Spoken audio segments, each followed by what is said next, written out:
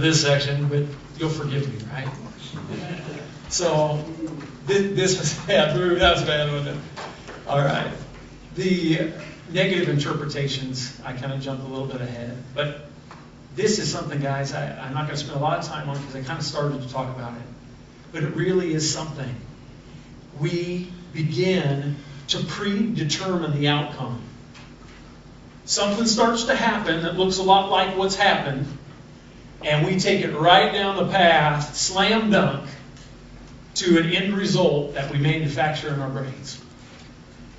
She starts acting towards me in a manner. I don't try to seek out what that is. I don't explore it.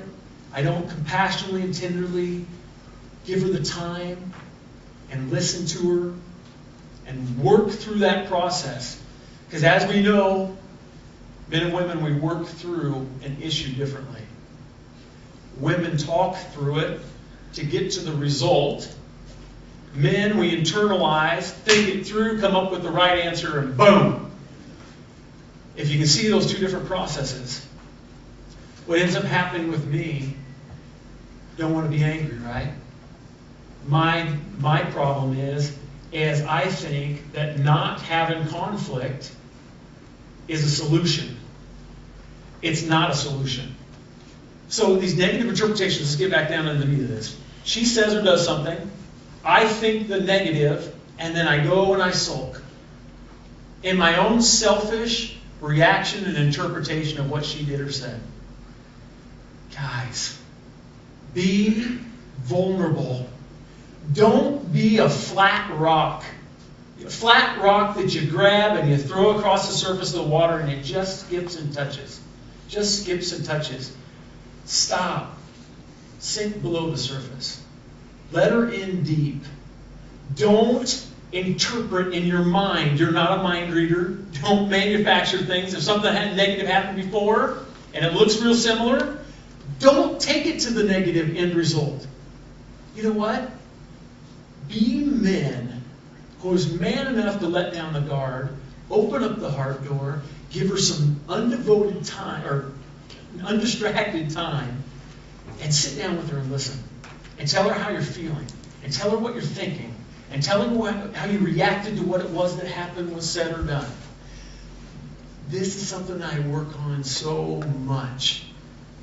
I don't like to be a conflict person. I think sometimes that discussion I interpret as being conflictual when I'm working through a dynamic that's happened between us. That's called communication. That's called connection. That's called growing in a relationship. A relationship, man, is dealing with things that we feel. And not taking the feelings inside. And not reacting and just being that stiff concrete soldier. We need to get in and connect with our wives and let them know what we're feeling so that we don't manufacture things that are false. I am guilty of that many times. A lot of the pain or periods or seasons in our marriage that may have been a little bit tense and just felt like you're chugging along rather than screaming along steals the joy. It steals the joy because you have a predisposition and it affects my attitude, doesn't it? Inside, I'm dealing with these things, these selfish things that she did or said because I manufactured in my brain what they were. And then it affects how I love my wife. I'll read the verse. All people everywhere, follow me and be saved. I am God. There is no other God. There's no interpretation there, guys. That's just fact. There is no other God. I will make a promise by my own power, and my promise is true. What I say will not be changed. I promise that everyone will bow before me and will promise to follow me. People will say about me, goodness and power come only from the Lord. Everyone who has been angry with him will come to him and be ashamed. But with the Lord's help, the people of Israel will be found to be good, and they will praise him. This whole verse for me, when I read this many, many times, it really just came down to truth. Negative interpretations is not going through the experience and journey with your wife in a relationship to find out truth. Truth is really what you need to get down to. Don't manufacture things in your head. Don't put words that she didn't say. there's emotions. We're different, remember? Remember all the knobs and the dials? You don't have a clue what's going on inside of her. You don't. So don't think that you do.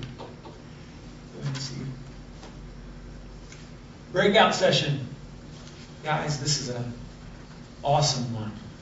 Sometimes I think we love pretty good. I think a lot of times we get that honor thing down pretty well. The cherish, though, we need some work. So right now, I'd like to break out in sessions and really chew on this one and share with each other. What can you do to cherish your wife? Go ahead. I'm going to jump in a little bit. I'm going to save some tables. We're going to open this up into open forum and talk a little bit about this cherish. You know, it's amazing. I had mentioned, and I eavesdropped. I'm not going to put anybody on stop, but I went to the table and I was eavesdropping just a little bit, and I heard that, I kind of know what the definition of love is, and kind of know what honor is. I could define that. I could write that out of definition. But I don't really know how to define cherish. Thus lies probably why most of the time we don't do it so good. But cherish is a tough word to chew on, honestly. What is it to cherish? I can Google it. Just went and Googled it and, find out what cherish. But you know what? I'm going to tell you what I think cherish is. Cherish is something that's deeper. Cherish is something that's just honors to the highest level of honor. Cherish is something that makes her feel like the Disney World princess. It's something where you go out of your way to do something that's so special and focused just for her, and she knows it. It took major effort and sacrifice and thought. It's something out of your box, guys. It's something that she knows that you just normally wouldn't do because you love her and you tell her that. You don't just expect her to know it, you tell her. And that could be, a dinner. It could be writing a note. The little extra things that you do to express your love to her is how you cherish her. And it's just deeper. It's a concentrated effort in little details towards your wife. That's what cherish is all about. It's a lot more than what we all do today. And that's what cherish is. So I don't know as far as topics and some of the wisdoms that sat at the table, but I'd be anxious. Does anybody want to share one that maybe someone else said that you just go, wow, that's good? Anybody have one of those? Anybody want to share one tonight? No takers. Well, maybe next session, write this as we have one over here? Oh, yeah, go ahead. I appreciate, if your wife likes, and your wife likes dinner, those are important things. But I said to my table, I can be more honest with some guys than I am with my wife. Or I should know what God is doing in her life spiritually, how He's shaping and forming her, get to that honest level, and thus, support her in that growth in the way that is, connecting it as love we're talking to. Awesome. I'm going to applaud. That right there is awesome. Hopefully you all listen to him. And if you could hear it, what that was is saying, you know what? I can do better. I'm teachable. And you know what I would suggest? A perfect thing to do, like with what he said. You just heard his heart. That's what she wants to hear. The cherishing part is saying, you know what, honey? I do certain things good with other people, and that's good. God wants us to have relationship and love others and connection. And sometimes as men, I got to be honest with you. I've had times where I felt like, you know what? I serve other people really good. Sometimes I don't serve my wife very well. And so sometimes I think just that vulnerability. If you really think about it, the women, you know what they want to hear? They just want to hear that you acknowledge that you struggle and you need some help. And that's why you need the strengths of the two of you to be one. There's no way you complete this journey in life with joy the way God intended it unless you do it as one. And the only way it's one is if you go deep. You got to let her know all of you. And you know what, guys? That's scary. See a lot of risk that's involved with that. If I'm going to let her know everything, do you know what goes through my head? I wonder if she'll still love me. I wonder if she knew all of me, would she still love me? And I think a lot of times, men, that might be the main reason why we don't go deep.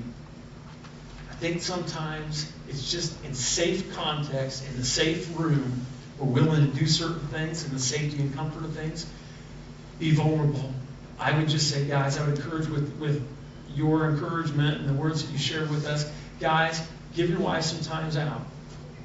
Go in there, no distractions, time just for her, and let her know you. Share things that you struggle with. And you know what? Sometimes I would even say that I take it to the point, and I've done this with Mia too, is to say, you know what, Mia? I love you. I want to love you the way you need to be loved. Can you help me in some areas that I'm struggling? What's some areas that I could do a little bit better to show the love that I have for you? That so that there's a connection there. I want her to feel it, but sometimes we just don't do it so good. But she's got to get to know that deep down. That's awesome words. Thank you.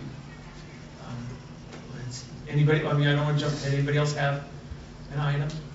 Okay. Next part is withdrawal and avoidance. Really good, guys. Really good at this.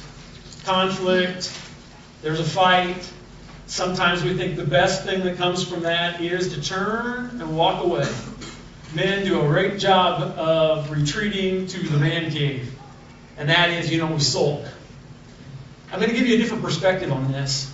Sometimes we think being a man and being strong is that we don't want to confront some of that conflict. And sometimes by not saying anything at all, not getting angry, not yelling, not saying anything, basically the silence, even if you're in the room with her, just being there, if you're silent, you think that's okay. That's actually good. Guys, I'm telling you right now, that's not good. When you withdraw, when you pull away, that builds a wall and it creates separation. The other thing that does, there's two things that are involved here, and one of them is selfishness. You're thinking more about yourself than you're thinking about her. And as I say these things, these are the things that I have been convicted on. If I take the issue and I won't go into it with her and walk through it with her, then what I have done is I'm thinking more about my feelings. I don't want to do the energy. My pride. I'm a man. I don't have to explain that. I don't even want to talk about that. So instead of having conflict, because you know what? I have selfish motives. I have things that I desire in the relationship. So a lot of times I think, well, if I engage into this conflict, you know what it's going to do? It's going to escalate. It's going to get bigger, and then the time from the things that I desire and the things that I want are going to even be longer before I get what it is that I desire. And so what ends up happening is I'll pull away, and I get silent and quiet, and I suck down into this little girdle, tuck back in the shell where it's safe, and think that, you know what, just some time. It's her issue. Let her just work through it. It'll go away. She usually gets over it. But you know what, guys? You will never have a great marriage if that's how you handle it. If that's your mechanism to deal with situations and conflict and issues and just life. God didn't intend for it to be easy, but He did intend you to be in relationship and do it together.